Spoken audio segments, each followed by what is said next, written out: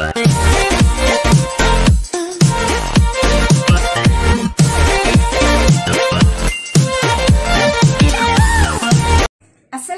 நண்பர்களே, welcome to Hidhaya'S kitchen. இன்னைக்கு நம்ம என்ன சமைக்க போறோம்னா மட்டன் தலக்கறி மசாலா எப்படி செய்யறதுன்னு தான் பார்க்க போறோம்.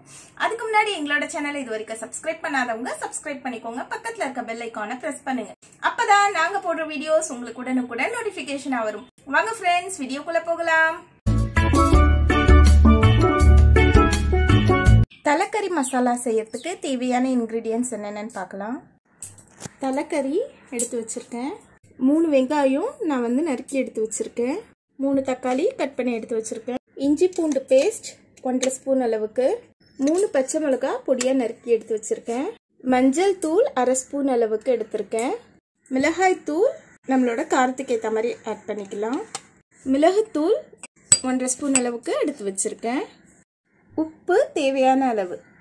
எண்ணெய் சமைக்கிறதுக்கு தேவையான அளவு. குக்கரில் நம்ம வந்து வாஷ் பண்ணி எடுத்து வச்சிருக்கிற தலைக்கறியை ஆட் பண்ணிக்கலாம். இதில் தக்காளி ஆட் பண்ணிக்கலாம். இஞ்சி பூண்டு பேஸ்ட் ஆட் பண்ணிக்கலாம். பச்சை மிளகாய் ஆட் பண்ணிக்கலாம். இதுக்கு தேவையான அளவு உப்பு ஆட் பண்ணிக்கலாம்.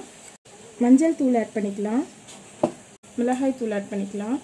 இதில் ஒரு 1/2 டம்ளர் அளவுக்கு நம்ம தண்ணி ஆட் பண்ணிக்கலாம். நல்லா மிக்ஸ் பண்ணிக்கலாம். இதுக்கு ரொம்ப தண்ணி தேவைப்படாது. நம்ம வந்து குக்கரோட லிட் போட்டு மூடி வச்சிட போகிறோம். ஸ்டவ் ஆன் பண்ணிவிட்டு இது 3 விசில் வர அளவுக்கு நம்ம வந்து ஸ்டவ்வில் வச்சிடலாம். ஓகே ஃப்ரெண்ட்ஸ், 3 விசில் வந்துருச்சு. இப்போ நம்ம இதை ஆஃப் பண்ணிவிட்டு ப்ரெஷர் ரிலீஸ் பண்ணிடலாம். பாருங்க ஃப்ரெண்ட்ஸ், நல்லா குக் ஆகிடுச்சு. இப்போது இதை நம்ம தனியாக எடுத்து வச்சிடலாம். பேன் வச்சுருக்கேன். பேன் நல்லா ஹீட் ஆகிடுச்சு.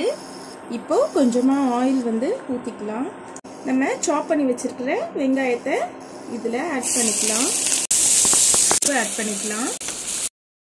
பாருங்க, வெங்காயம் இந்த அளவுக்கு வதங்கணும். எடுத்து வச்சிடுறேன்.